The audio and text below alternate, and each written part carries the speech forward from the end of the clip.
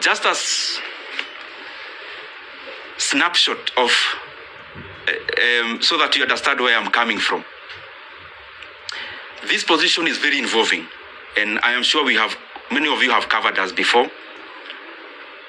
Sometimes sleeping in this office, leaving here very early in the morning. Not just myself, also the members of the members we were serving with. But it was also an experience also to learn and know Kenya. There are things we used to do called public participation, where we would choose. We started with 12, we ended up with 20 counties every year, where we would allocate some retro money, actually 100 million per county, and we would then go there to ask Kenyans what they would prefer that we prioritize.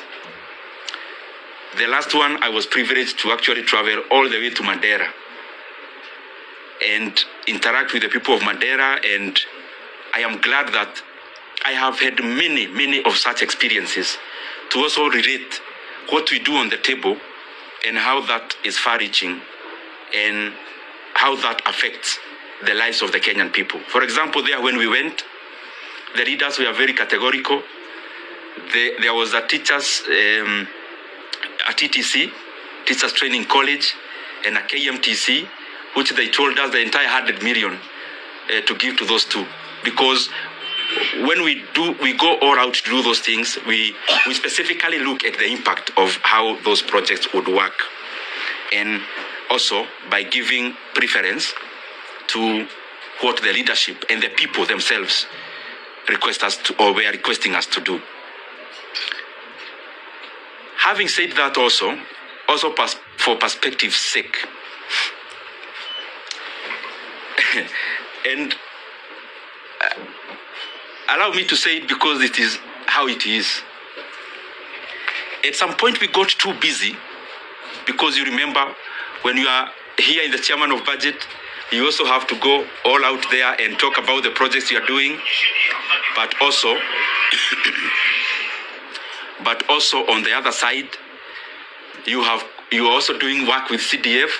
You have colleagues whom you are interacting with as you work around CDF, and therefore, at some point, I also got too busy, as you could remember.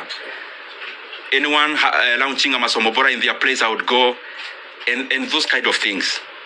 And what I'm trying to say is that at some point I got too busy. And my brothers and sisters, I'm telling you these things not more as a politician, but also as a human being. I got too busy at some point that for the last two and a half years, I actually went to my rural place, our rural home. I went there for the first time in the last 2.5 years in September or October or November of last year, thereabout. In the last quarter of last year. There is the time last year I visited my sister who lives not very far from Nairobi, actually in Thika. So I went there and we were chatting, and I could read her body language. She was thinking, kwani huyu jamaa amepotea ama ni nini?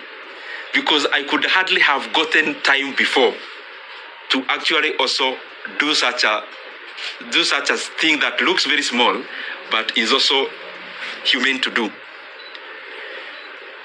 So what I'm trying to say is that it has been intense, it has been busy, and I am grateful for that chance, because even in that intensity, it has also been a profound learning experience.